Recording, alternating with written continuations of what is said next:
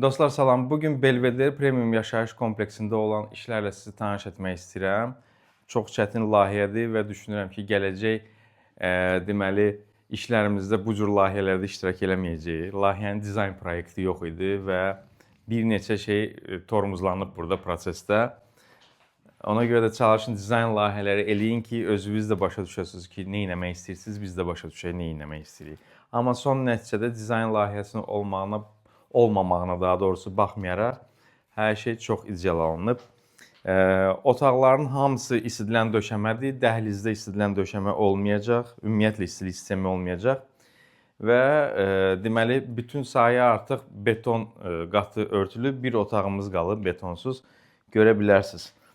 Burada biz XPS həmişəki kimi üstündən Kantermin xətli folqasını istifadə eləmişik və Kanter Bluepert borusundan istifadə eləmişik. Bu boru son zamanlar bütün komandanın xoşuna gəlir, çünki montajı çox rahatdır. Boru çox elastikdir, qatlanmır və 600 metrəlik rulonlardadır. 600 metrəlik rulonda olmağı bizə nə kimi üstünlüklər verir?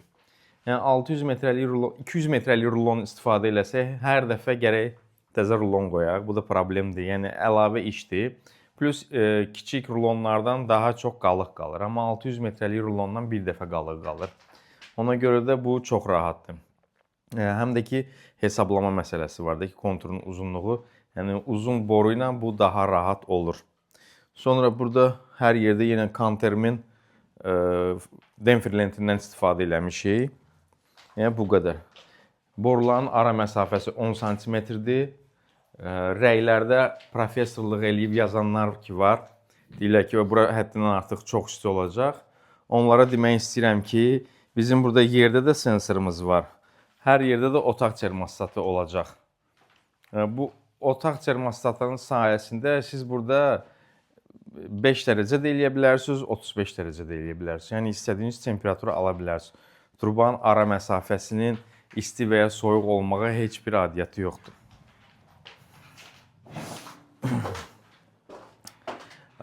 Bu isə bizim sanitar qovşaqlardan biridir. Buranın səviyyəsi 5 sm-ə yaxın ümumi sahədən qalxacaq kanalizasiyaya görə. Burada kanalizasiya məsələsinə toxunmaq istəyirəm. Sözüm dizaynerlərə və ev sahiblərinədir. Siz çox vaxt istəyirsiniz ki, sanitar qovşaq evin bütün digər sahəsi ilə eyni səviyyədə olsun. Amma gəlin müəyyən faktları nəzərə alın. Çünki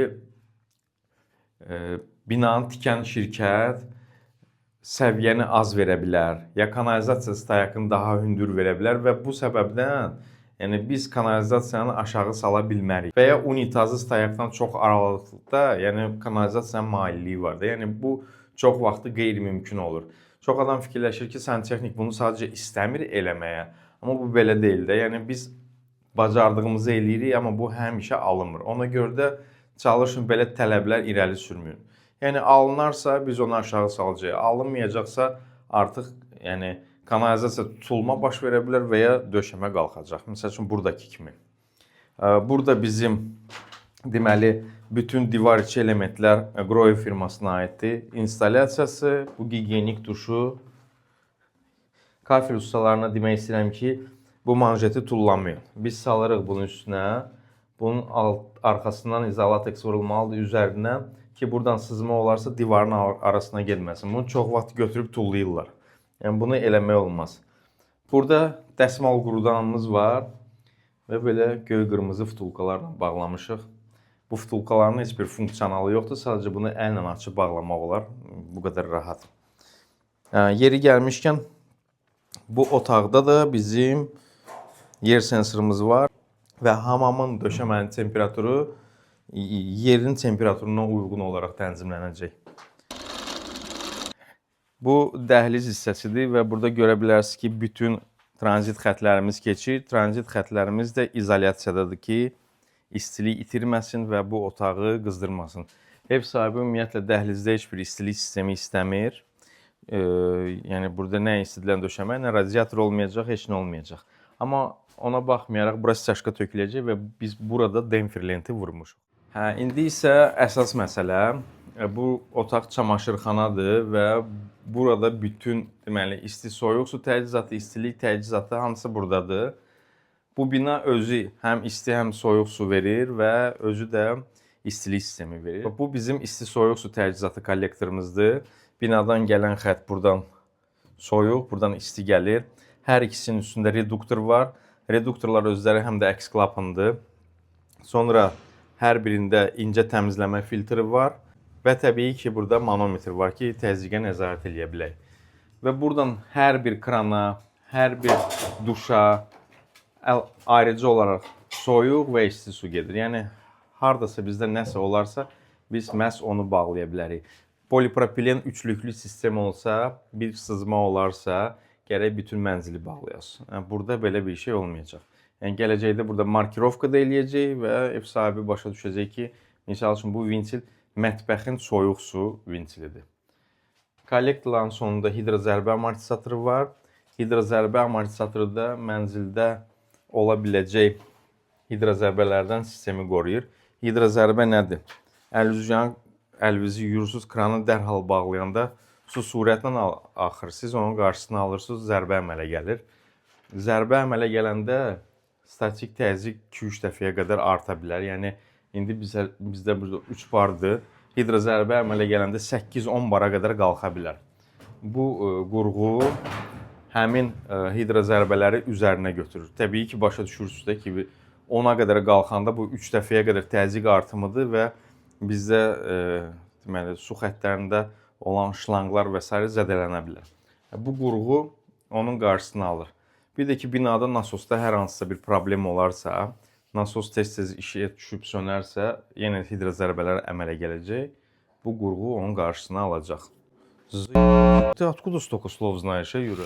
Bu isə əsas məsələ, ən çox problemli, güclə yerləşib bura. Deməli, bu bizim istilik sistemi hissəsidir. Buradan binadan gələn xəttdir. Onun qapının ağzına kimi polipropilenlə gəlib. Oradan biz pres sisteminə keçirib gətirmişik bura. Yəni yerdə calağımız ancaq qapının altındadır. Buradan deməli kobud təmizləmə filtrindən keçir. Çünki mərkəzi istilik sistemidir. Bundan sonra gəlir bu ikili kollektorumuz dəsmal qurudandır, yüksək temperaturlu. Adətən burada bina təxminən 70 dərəcəyə yaxın temperatur verir. Ondan sonra keçir bura. Burada bizim termometrimiz var, hava çıxaranımız var. Burada artıq qarışdırıcı qurğu var. Afrison qarışdırıcı qurğusu. Bunun burada mühərriki olacaq, sensora aşağı bağlanacaq. Burada qoyacaq məsəl üçün 30 dərəcə, 35 dərəcə. Bu binadan gələn o 70 dərəcəni azaldıb onu isidilən döşəmə sisteminə göndərəcək. 25-in 6-ya Siaka inverter tipli nasosu quraşdırılıb. Nə qədər boru istifadə olunub? 1000 metr var bura? Təxminən 1000 metr boru istifadə olunub bura. 1200 metr. 1100. Deməli, mənzil tam 100 kvadrat metrdir. Borunun çox istifadəsinə səbəb kollektoru bir yerdə quraşdırmışıq. Yəni bizim otağa qədər tranzit xəttlərimiz çoxdur və 25-in 6-ya nasosumuz yanıb burada. Ondan sonra bölünür iki kollektora. Gördüyünüz kimi rotometrli kollektordur. Yeri gəlmişkən isidilən döşəmə sistemindən başqa bütün elementlər, birləşmələr İtaliya brendi olan TM-yə məxsusdur. Burada nakleykalar da var. Biz sevirik də TM-ni. Yəni hər şey TM-dir burada.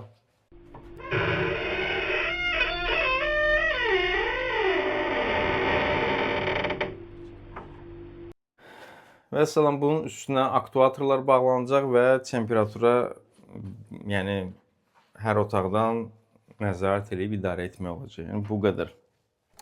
Потом уйдешь в окно, так покажешь, ладно? Куда я пойду? Вот тогда шагнешь вот так туда. Здесь дверь есть, если что. Они что ли? Она открывается. Bu qədər dostlar, ümid edirəm ki, video xoşunuza gəldi. Rəylərinizi yazın. Kanala da mütləq abunə olun. Kanala abunə olduqca başa düşürəm ki, əziyyət hədərə getmir. Özünüzə yaxşı baxın, yoxdur qoy qalıb.